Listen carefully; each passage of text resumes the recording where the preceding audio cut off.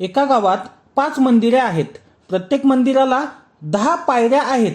एक माणूस काही रक्कम घेऊन दर्शनाला जातो.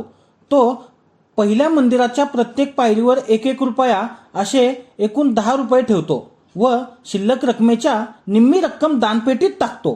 तसेच परत येताना प्रत्येक पायरीवर पुन्हा 1-1 रुपया ठेवत येतो. अशी कृती तो 5ही मंदिरासाठी करतो. घरी जाताना त्याच्याकडे 1ही रुपया शिल्लक राहत नाही. तर तो माणूस सुरुवातीला किती रुपये घेऊन दर्शनाला गेला असेल?